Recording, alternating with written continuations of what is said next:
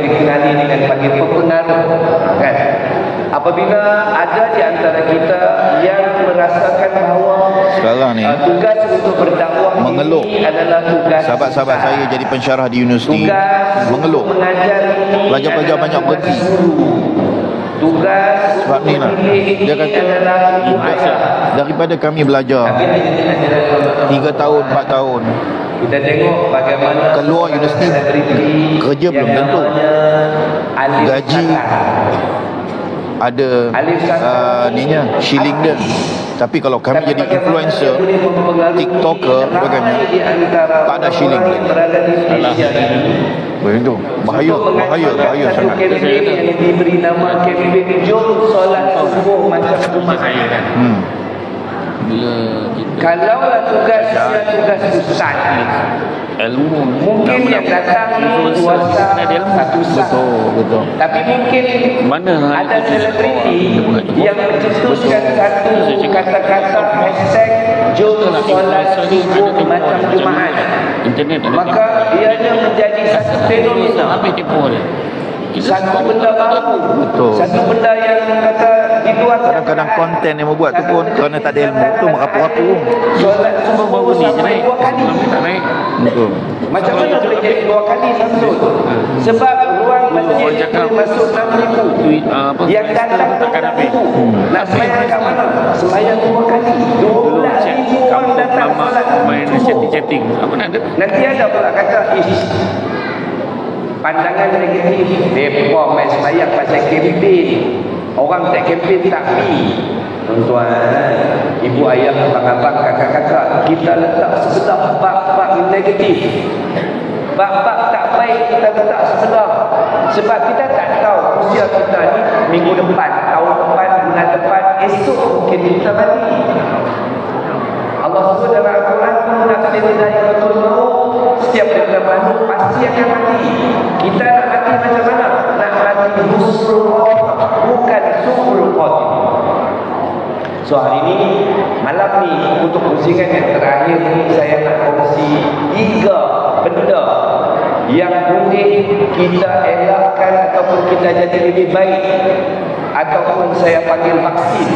Saya ni kesimpulannya. Baru-baru ni tahun 2020, 2021, 2022. Betul dah tira. Kita dilanda dengan PKP. Tak boleh keluar. Siapa tak ambil vaksin tak boleh masuk masjid. Siapa tak ambil vaksin tak boleh keluar. Saya ambil AstraZeneca. Ada yang ambil Pfizer. Ada yang ambil macam-macam. Untuk apa? Untuk protect diri kita daripada dijangkiti virus COVID-19. Kita tak takut kita nak dijangkiti virus-virus akan datang. Maka vaksin ini saya nak bagi kepada anda semua. Vaksin yang pertama, pesan kepada diri sendiri dan juga anak-anak kita, jangan tinggal solat. Pesan kepada diri sendiri, pesan kepada adik-adik kita, anak-anak kita. Pertama-tama, jangan ringan-ringan solat. Ini bulan Syakban, bulan lepas bulan Rejab. Bulan Rejab juga dikenali dengan bulan Al-Quran. Berbuih mulu Ustaz beritahu Isra Mi'raj. Pasal apa? Confusion dia Allah nak hadiahkan kepada Nabi kita Nabi Muhammad SAW. Hadiah solat. Maka jangan ambil ringan tentang solat. Nak nyanyi, nak apa, nyanyilah. Nak pergi mana pun pergi, jangan lupa yang pertama, solat. Yang kedua apa dia? Vaksin untuk protek diri kita. Jangan tinggal Quran. Baca Quran. Kerana Al-Quran ini, kata ulama, dia akan bagi kemudahan, dia akan bagi keinginan kepada kita sesuai dengan berapa banyak kita baca. Makin banyak kita baca, makin banyak Allah bagi kita. Dan yang ketiga, vaksin kena ambil. Hadirlah majlis ilmu. Mana-mana ustaz satu tempat main ke, satu kau-kau ke, ustaz mana itu ke, ustaz mana ke, pergilah. Kerana majlis ilmu itu adalah taman-taman surga Allah. dunia pun tak pergi taman syurga, di akhirat besok nak masuk syurga pakai dada. So 3 vaksin ini kena istiqamah, kena maintain, dan insya-Allah mainlah apa saja, datanglah apa saja, kita akan dapat protect diri kita insya-Allah. Jadi saya rasa itu antara perkongsian saya yang terakhir saya sampaikan kepada tuan-tuan dan puan-puan, orang kampung saya, orang Batu Kurau ataupun Tukura. Tadi cerita saya teriak, kalau Ustaz tak tahu, satu Malaysia sebelum dikenali dengan Musaki ke, sebelum dikenali dengan Blackthorn ke, sebelum dikenali dengan durian apa-apa yang lain daripada yang sekarang, dulu durian yang paling terkenal di Malaysia adalah daripada durian Batu Kurau.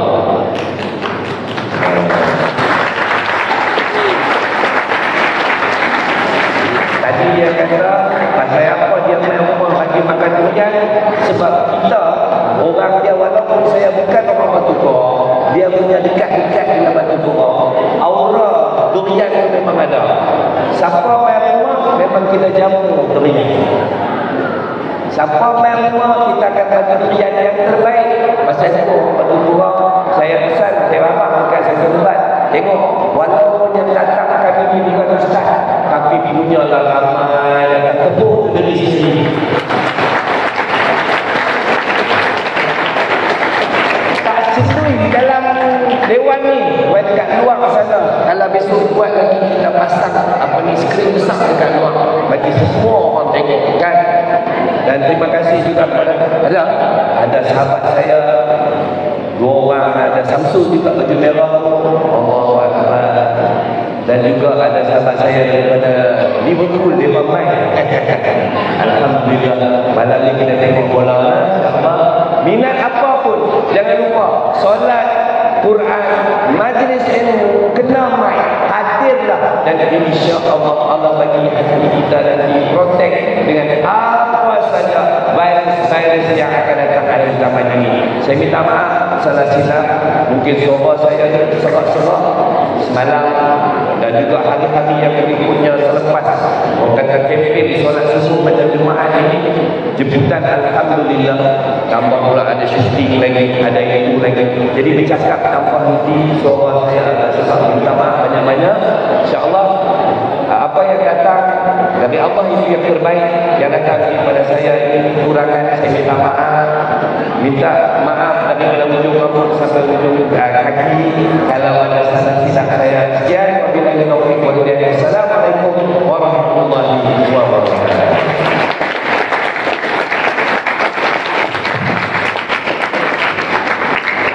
Alhamdulillah. Demikianlah ya, iaitu ucapan yang terakhir yang telah memberikan nasihat kepada kita berkaitan dengan 3 vaksin yang mana ia mampu untuk menjadi benteng dan mengawal tubuh badan kita untuk berhadapan dengan pelbagai ujian demi ujian di dalam kehidupan kita insya-Allah.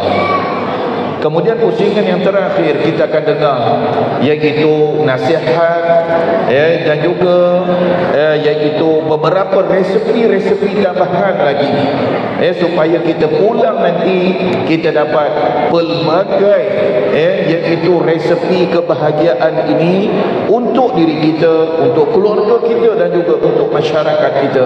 Jadi dengan itu saya mempersilakan kepada saudara Syamsul Debat untuk mengupas, mengulas, memberi penasihatan akhir dan seterusnya kita akan menutup majlis kita pada malam ini insya-Allah. Dipersilakan.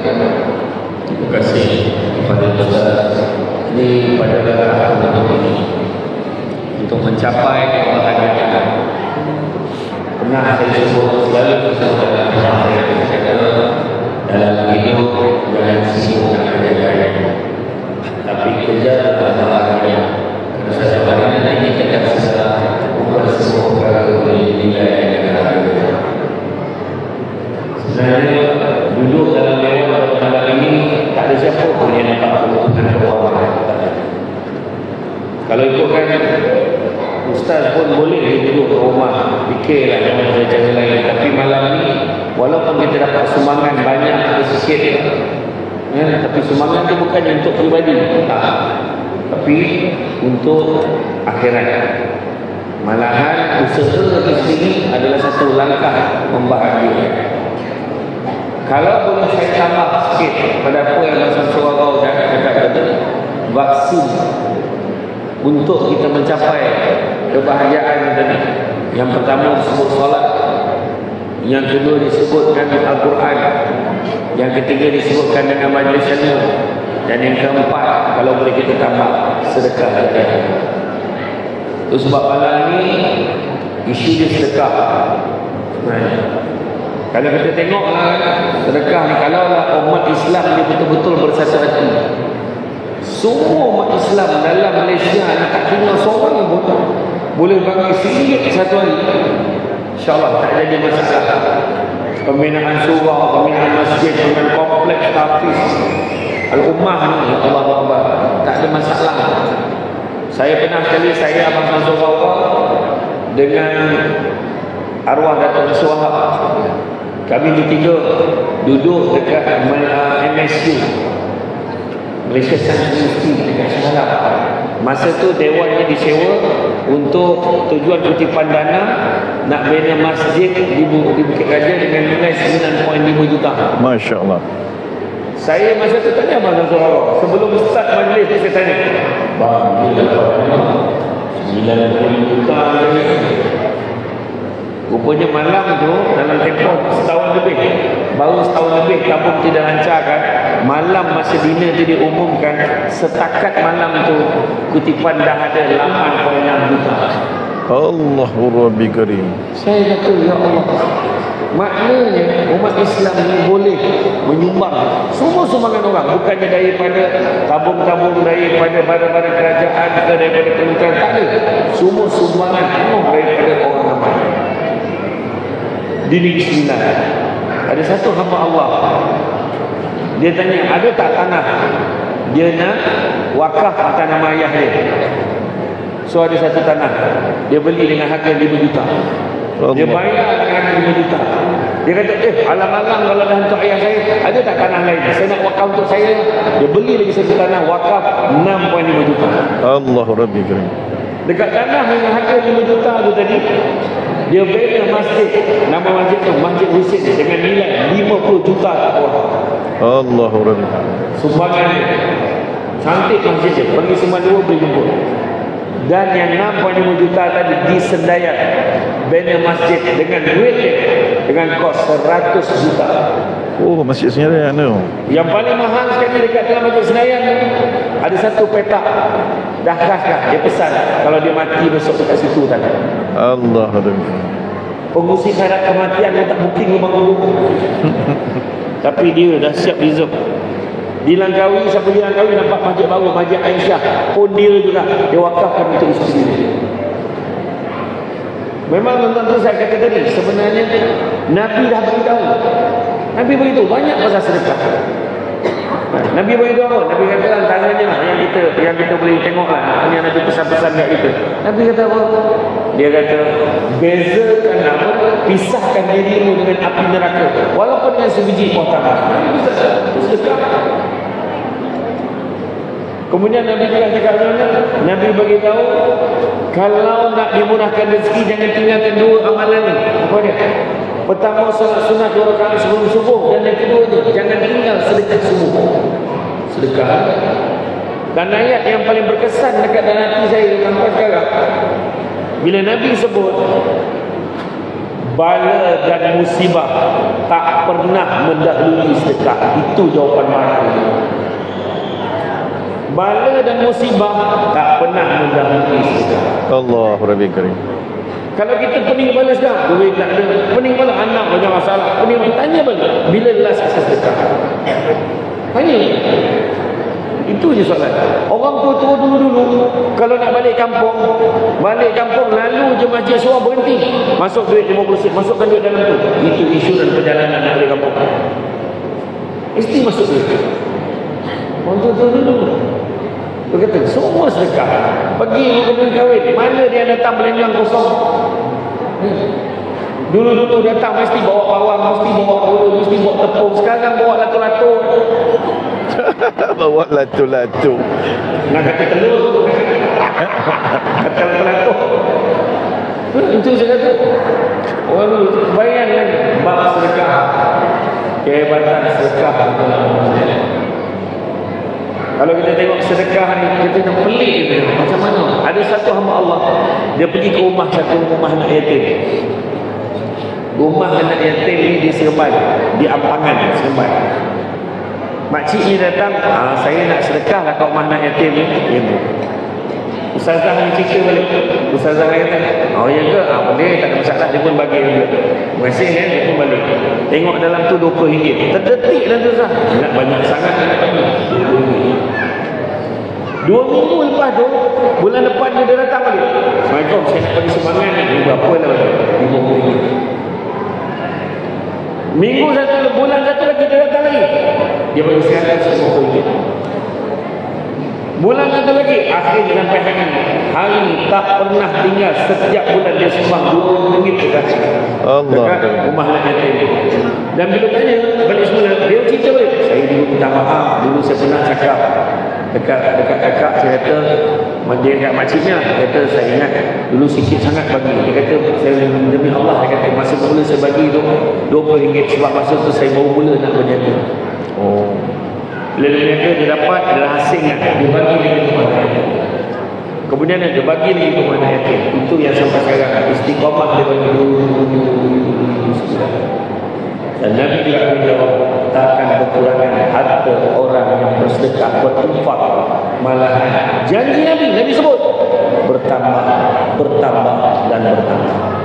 Jadi tak perlulah saya urai panjang cerita tengok macam mana pun bahagia dengan sedekah.